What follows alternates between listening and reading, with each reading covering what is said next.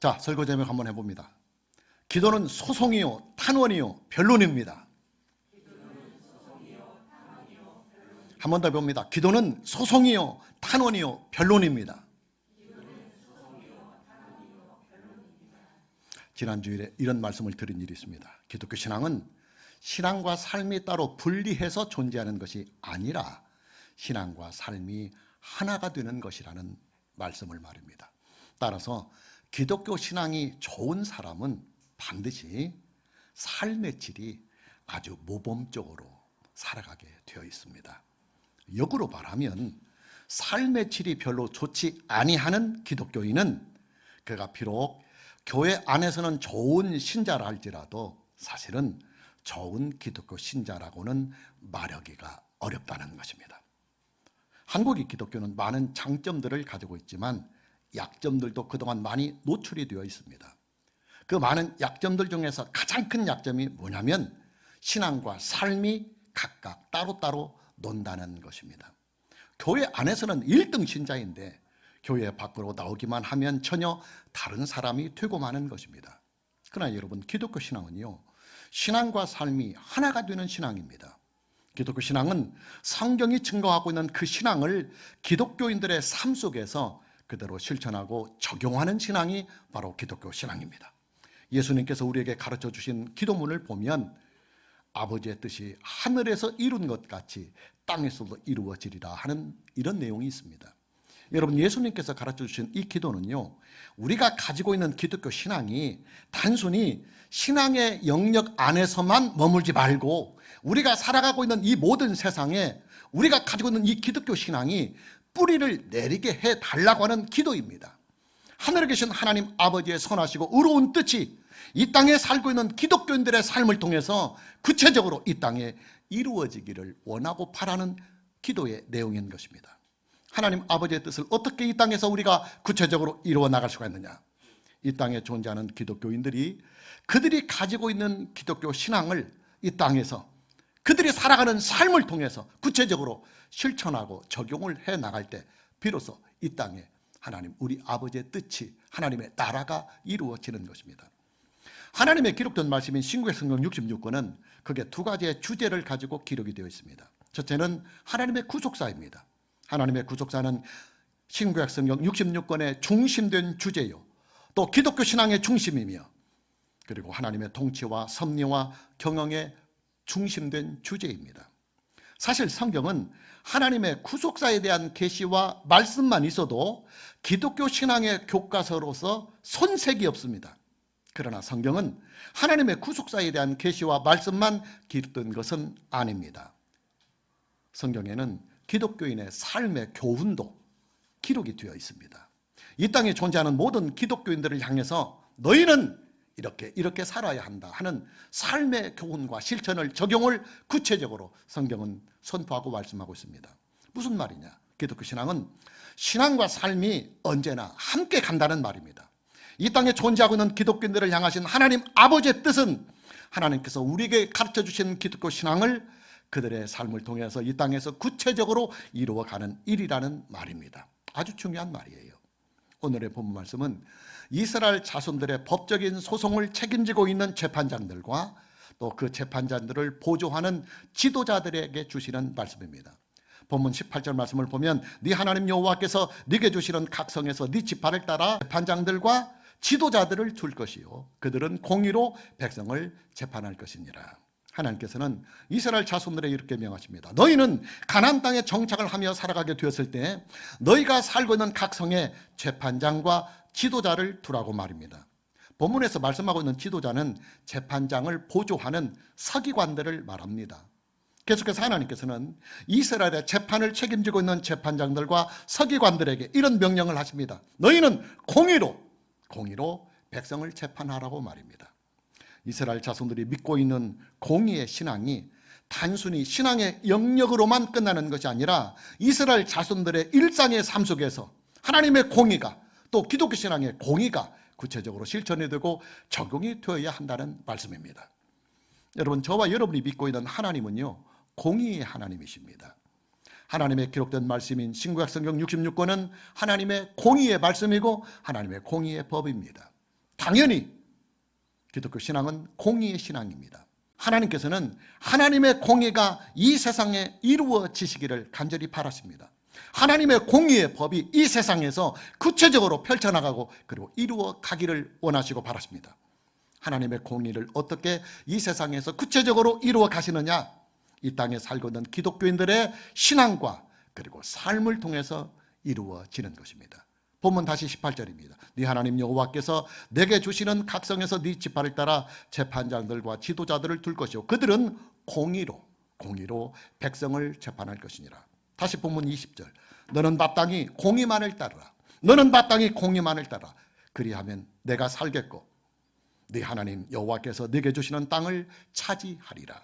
공의란 공정하고 공평한 도리를 말합니다. 이 세상에 존재하는 모든 인간은 하나님 앞에서와 그리고 법 앞에서 항상 공정하게 대우를 받고 또 공평하게 대우를 받아야 합니다.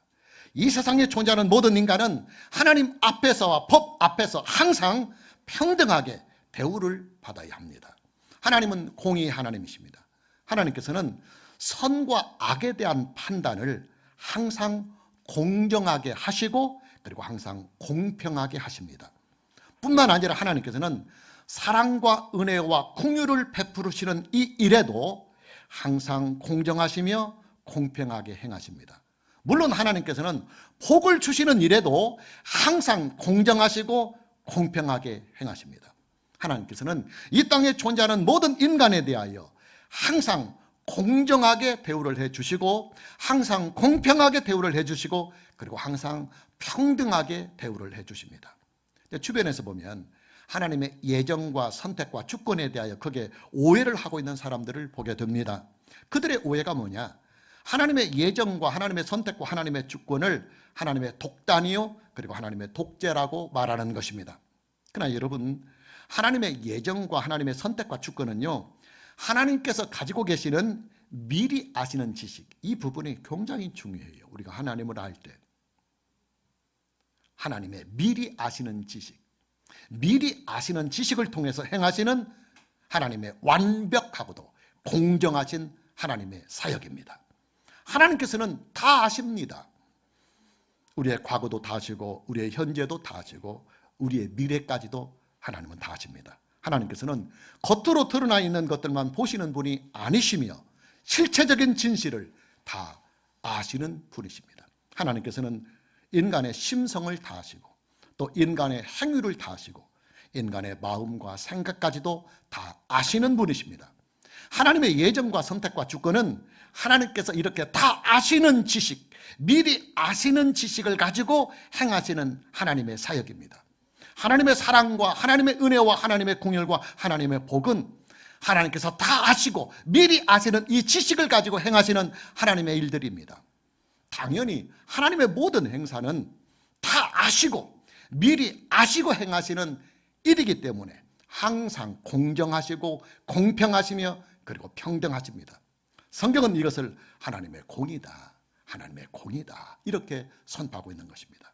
하나님께서는 하나님의 공의를 가지고 이 세상을 통치해 나가십니다. 하나님께서 공의를 가지고 이 세상을 통치해 나가시는 방식이 뭐냐? 하나님의 공의의 법입니다. 하나님께서는 이 세상에 하나님의 공의의 법을 주셔서 그 법을 통해서 하나님의 공의를 구체적으로 이루어 가시는 것입니다. 하나님의 공의의 법이 구체적으로 무엇이냐? 하나님의 말씀입니다. 그리고 하나님의 말씀이 문자로 기록이 되어서 우리에게 주어진 신구약 성경 66권입니다. 여러분, 이 세상에 존재하는 모든 인간은요, 하나님의 공의의 법인 신구약 성경 66권 앞에 항상 공정하게 판단을 받고 그리고 항상 공평하게 대우를 받고 그리고 항상 평등한 관계로 우리는 하나님의 기록된 말씀인 성경 앞에 나아갑니다. 성경 앞에서는 민족이나 나라의 차별이 전혀 없고 또 성경 앞에서는 인종이나 사상의 차별이 전혀 없고 그리고 성경 앞에서는 신분이나 주의나 빈부의 차별이 전혀 없고 그리고 하나님의 기록된 말씀인 성경 앞에서는 성별의 차이나 나이의 차별이 전혀 없습니다. 가끔씩 자신의 인생을 억울하다고 토로하는 사람들을 주변에서 봅니다. 나는 왜 권력과 부가 있는 부모에게서 금수저로 태어나지 못하고 지지리도 가난한 부모 밑에서 흙수저로 태어났느냐고 자기 운명을 한탄하며 그리고 하늘을 원망하는 사람들을 주변에서 봅니다. 새벽부터 밤이 늦게까지 일을 하고 또 일요일까지 쉬지 못하고 일을 함에도 불구하고 월세로 살아가는 단칸방에서 겨우 생계를 유지하며 살아가는 사람들이 그들의 서럽고도 시린 인생을 한탄하고 있는 것입니다. 저는 그런 분들에게 이런 말씀을 드립니다. 당신의 인생이 억울하다고 느껴진다고 한다면 하나님의 공정하고도 그리고 하나님의 공평한 공의의 세계로 들어오십시오. 당신의 인생이 불공평하고 인생이 불공평하다고 느껴진다고 한다면 하나님의 공의의 품으로 들어오십시오. 이렇게 말씀합니다.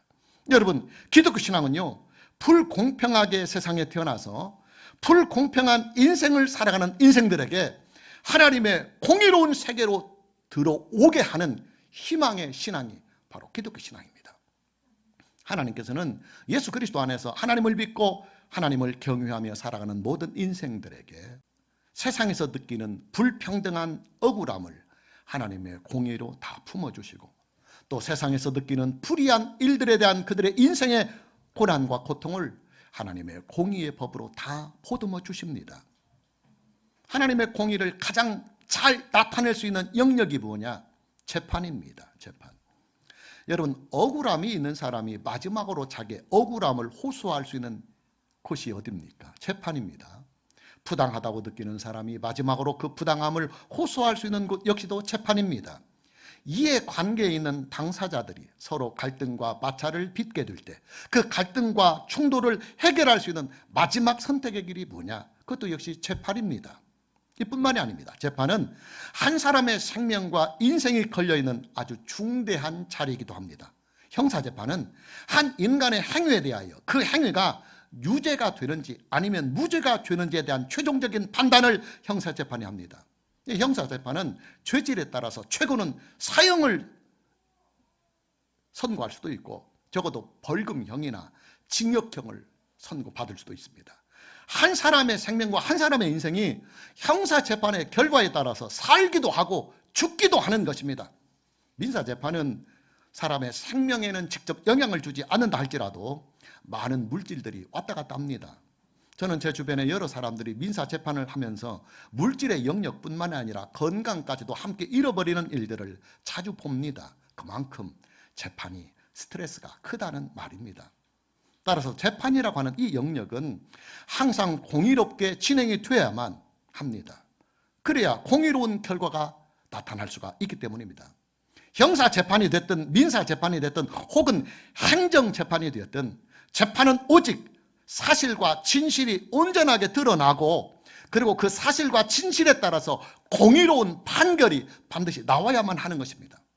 현대사회는 사법권이 독립이 되어 있어서 국가 권력에 의해서 재판이 좌지우지가 되는 일은 거의 없다고 봐야 합니다.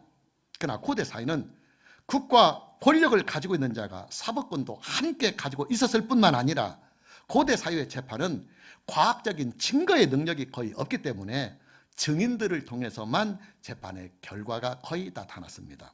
자, 그러다 보니까 어떤 배단들이 자주 나타나게 되느냐면 권력에 의해서 재판이 좌지우지가 되는 것입니다. 그리고 부를 가지고 있는 사람들은 재판장을 돈으로 매수를 하거나 증인들을 돈으로 매수를 해서 재판의 결과를 자기에게 유리하게 만들어가는 일들이 자주 종종 있어 왔습니다. 여러분, 재판의 공의는요, 하나님의 공의를 이 땅에 나타낼 수 있는 가장 중요한 자리입니다. 재판의 공의는 하나님 앞에서 모든 인간은 다 평등하며 또 재판의 공의는 모든 인간은 다 법 앞에서 평등하다고 하는 하나님의 공의를 이 세상에 이루어 갈 수 있는 마지막 보루, 이것이 바로 재판입니다. 만일에 재판이 공의를 잃어버리게 된다면 사회적인 약자들은 돈과 권력 있는 자들의 횡포에 항상 고통을 당하며 살아갈 수밖에 없는 인생이 되고 마는 것입니다. 하나님께서는 재판을 주도하는 재판장들과 그리고 재판장들을 보조하는 서기관들에게 하나님의 법으로 강력하게 명령을 하십니다. 본문 18절, 19절, 20절입니다. 네 하나님 여호와께서 네게 주시는 각성에서 네 지파를 따라 재판장들과 지도자들을 둘 것이요 그들은 공의로 백성을 재판할 것이니라. 너는 재판을 굽게 하지 말며 사람을 외모로 보지 말며 또 뇌물을 받지 말라. 뇌물은 지혜자의 눈을 어둡게 하고 의인의 말을 굽게 하느니라. 너는 마땅히 공의만을 따르라. 그리하면 네가 살겠고 네 하나님 여호와께서 네게 주시는 땅을 차지하리라.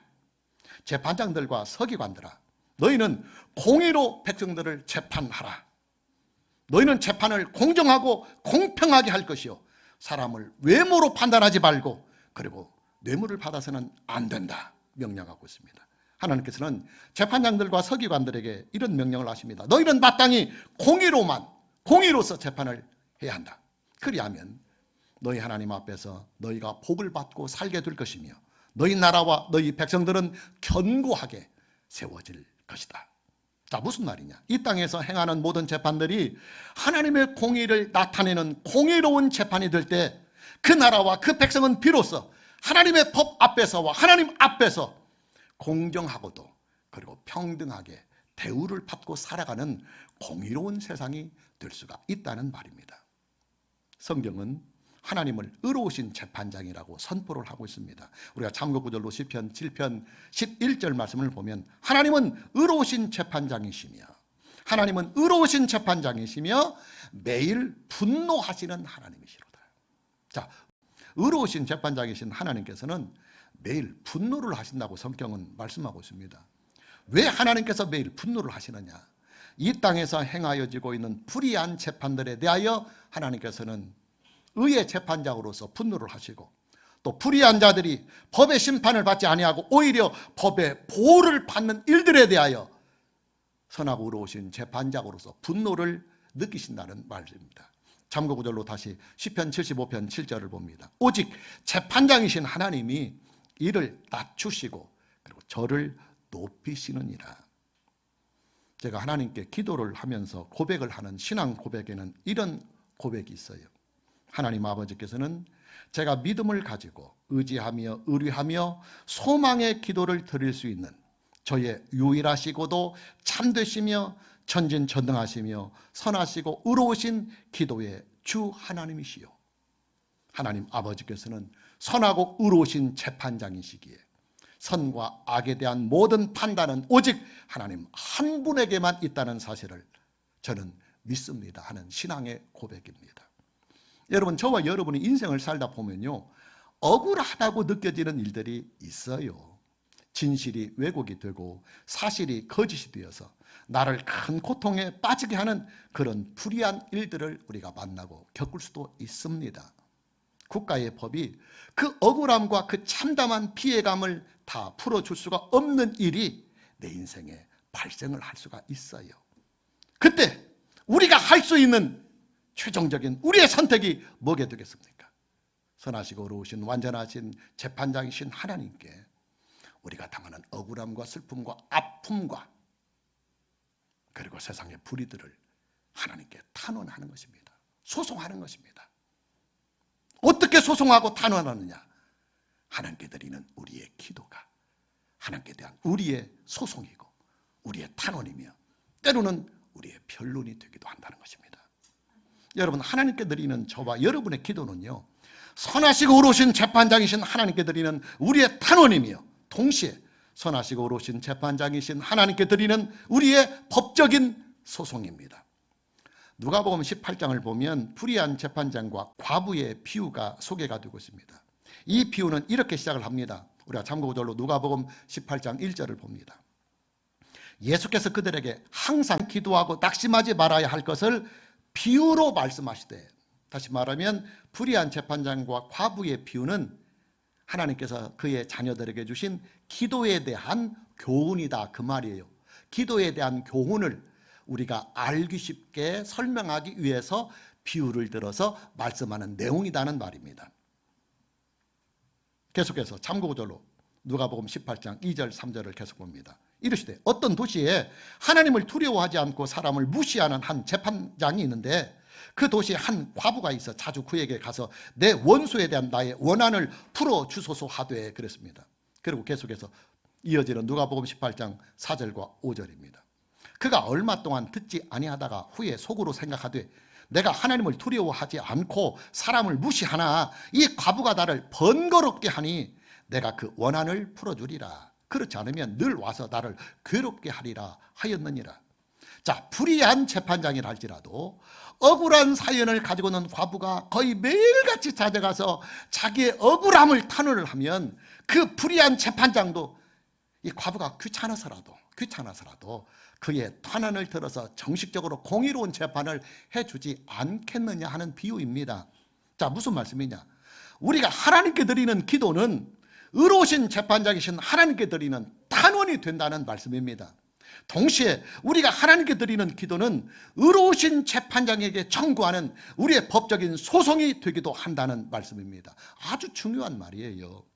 당연히 의로우신 재판장이신 하나님께서는 우리가 하나님께 청원하는 탄원과 법적인 소송에 대하여 공의로운 판결을 하셔야만 합니다.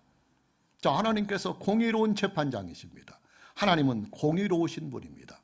그리고 우리에게 공의로운 소송을 할 수 있는 채널을 주셨습니다. 그 공의로운 소송이 바로 우리가 하나님께 드리는 정직한 기도입니다. 그러니까 우리가 하나님께 기도하면 공의로우신 재판장은 우리의 소송을 받았으니까, 여러분 법원은요 우리가 소송을 청구하면 그 소송에 대하여 반드시 재판을 열어야 합니다. 그런 것처럼 하나님께서는 우리의 기도에 대하여 신원을 해 주셔야 할 의무가 있는 거예요. 계속해서 참고절로 누가복음 18장 7절과 8절입니다. 하물며 하나님께서 그 밤낮 부르짖는 자들의 원한을 풀어주시지 아니하시겠느냐, 그들에게 오래 참으시겠느냐. 내가 너희에게 이르노니 속히 그 원한을 풀어주시리라. 그러나 인자가 올 때 세상에서 믿음을 보겠느냐. 이렇게 믿음을 가지고 기도하는 기독교인들을 볼 수 있겠느냐 하는 것입니다. 그냥 형식적으로 기도하라고 했으니까 입시울 소리로 기도하는 것이지, 실제로 하나님께 법적인 소송을 하며 강력하게 탄원하고 변론하면서 끝까지 의를 이루게 하고 하나님의 선하신 뜻이 이루어지게 하는 그런 믿음의 기도를 드리는 기독교인들이 이 땅에 그렇게 많지 않을 것이다 하는 안타까운 예수님의 말씀입니다.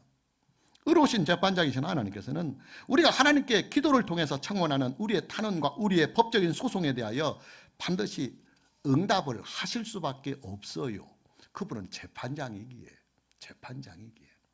저는요 예수님의 이 말씀을 수도 없이 느끼고 체험을 하면서 살아가는 사람입니다. 저는 여러분들이 속해 있는 전주 시편교회 담임 목사입니다. 저는 여러분들을 대표하는 담임 목사로서 여러분들이 가지고 있는 어려운 문제들에 대하여 하나님께 기도합니다. 여러분들을 위한 저의 기도는 때로는 하나님의 긍휼을 구하는 눈물의 기도가 되기도 하고, 또 때로는 여러분들이 겪고 있는 어려운 사정들과 어려운 형편들과 상황들에 대한 저의 소송이기도 하고, 그리고 저의 탄원이기도 하고, 때로는 여러분들을 대신하는 변호인으로서 여러분들을 변론하는 변론이기도 합니다. 감사하게도 하나님께서는 저의 그 기도들에 대하여 단 한 번도 외면하지 아니하시고 다 들어주셨습니다. 저는 지금까지 목회하면서 성도들을 위하여 담임 목사로서 기도했던 저의 기도에 대하여 하나님께서 단 한 번도 어기지 아니하시고 넘치도록 기도한 것 이상으로 이루어 주신 과거의 일들을 보고 있고 현재 일들을 보고 있습니다. 그러게 저는 하나님께 기도할 때 항상 기쁨이 있어요. 감사가 있습니다. 소망이 있습니다. 그리고 믿음이 있습니다. 저는 몇 년 전부터 집에서 식사를 할 때 식사의 기도를 상당히 길게 하고 있어요. 밖에 나가서는 사람들에게 노출이 되니까 그렇게 못하지만 집에서 식사할 때는 식사 기도 시간이 상당히 길어요. 상당히 깁니다. 성도들을 위한 저의 모든 기도의 내용들을 식사 시간에 합니다. 식사 전에. 근데 그것만 하려면 몇 시간 걸리니까 그렇게 하면 너무 길어지잖아요. 식사 기도가. 이걸 축약을 합니다. 축약을 하고 또 축약을 하고 또 축약을 해서 한 5분에서 한 7분 동안 성도들을 위해서 식사 기도할 때 꼭 이 기도를 합니다. 성도들에게 하는 나의 모든 기도를 다 축약을 해서 5분에서 한 7분 동안 식사 전 기도를 합니다. 저의 기도는 성도들이 겪고 있는 어려운 사정들에 대한 담임 목사로서의 탄원이고, 또 저의 기도는 성도들이 겪고 있는 아프고 힘든 사정들에 대한 담임 목사로서의 법적인 소송이고 그에 대한 저의 변론입니다. 여러분, 저와 여러분의 아버지가 되시는 하나님께서는요 선하시고 의로우신 재판장이십니다. 하나님께서는 이 땅에 살고 있는 하나님의 자녀들이 하나님께 소송을 청원하고 탄원을 할 때 하나님께서는 하나님의 자녀들이 하나님께 청원하는 그 소송과 그 탄원에 대하여 반드시 응답해 주시고 그리고 반드시 기대 이상으로 이루어 주십니다. 할렐루야. 자, 무슨 말이냐? 우리의 기도는 이 땅에 하나님의 공의를 이루어가는 재판의 과정이 된다는 말이에요. 우리의 기도는 재판장이신 하나님께 드리는 우리의 변론이고 또 우리의 기도는 재판장이신 하나님께 드리는 우리의 탄원이 된다는 말입니다. 하나님께서는 이 기도의 무기를 예수 그리스도 안에서 하나님을 믿고 경외하며 살아가는 하나님의 자녀들에게 다 주셨습니다. 당연히 저와 여러분은 하나님께서 우리에게 주신 이 소중한 기도의 무기를 충분하게 활용해야 됩니다. 여러분들에게 억울하고 힘든 사정이 있을 때 여기 가도 안 되고 저기 가도 안 되고 할 때는 마지막 국가의 법에 의해서 소송이라고 하는 재판이라고 하는 마지막 시도를 여러분이 해보지 않습니까? 하나님께서 우리에게 그 마지막 빅카드를 주셨습니다. 네 사정이 힘들고 어려울 때 어디 가서도 네 원한을 풀지 못하고 네 사정을 받을 수도 없고 그리고 너의 어려운 일들에 대하여 도움을 받지 못할 때 너는 의로우시며 선하시는 재판장이신 내 앞에 와서 소송을 걸어라. 그럼 내가 그 소송에 대하여 네가 탄원하고 변론하는 모든 일들에 대하여 내가 한편으로는 의로운 재판장이지만 한편으로는 네 아버지다. 네 아버지다. 그러게 나는 내 자녀가 나에게 소송해서 탄원하고 기도하는 그 일들에 대하여 나는 반드시 응답을 하시고 선한 열매로 맺게 해주겠다. 할렐루야. 오늘 저와 여러분 모두에게 어렵고 힘든 일이 있을 때에 낭망하지만 말고 기도할 수 있는 이 은혜가 있기를 주님의 이름으로 축복합니다. 마무리합니다. 본문에 나타나오는 재판에 대한 이 규례는 하나님의 공의를 이 세상에 이루어 가시는 하나님의 통치와 섭리를 보여주시는 하나님의 말씀입니다.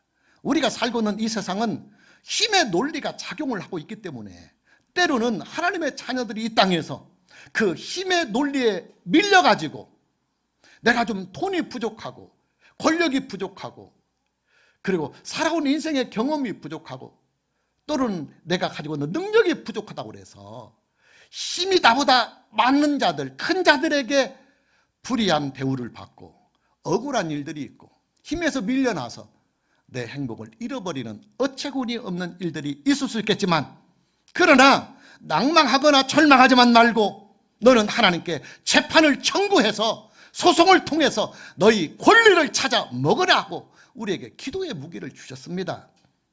하나님께 직접 재판을 청구할 수 있는 하나님께 드리는 공의의 기도의 무기를 하나님은 저와 여러분들에게 주셨습니다.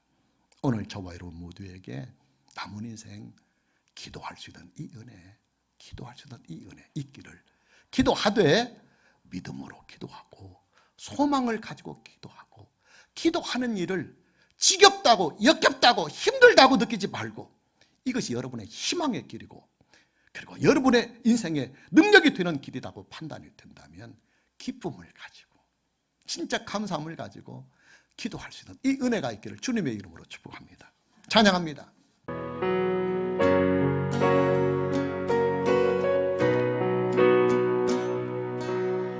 그리스도의 피로 사신 교회 여기 그리고 우리 그리스도의 피로 사신 교회 여기 그리고 우리 보좌 앞에 나가 구원의 노래 부르네 보좌 앞에 나가 거룩하심을 예배 받으소서 받으소서 우리의 예배를 받으소서 받으소서 우리의 경배를 하나님의 복이 내리는 곳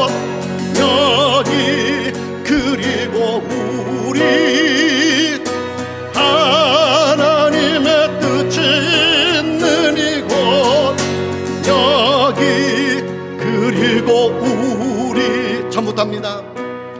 그리스도의 피로 사신 교회 여기 그리고 우리 그리스도의 피로 사신 교회 여기 그리고 우리 보좌 앞에 나가 구원의 노래 부르네 보좌 앞에 나가 거룩하심을 예배 오른손 들고 받으소서 받으소서 우리의 예배를 받으소서 받으소서 우리의 격 두 손 높이 들고 하나님의 복이 하나님의 복이 내리는 곳 여기 그리고 우리 하나님의 뜻이 있는 이곳 여기 그리고 다시 고백합니다. 하나님의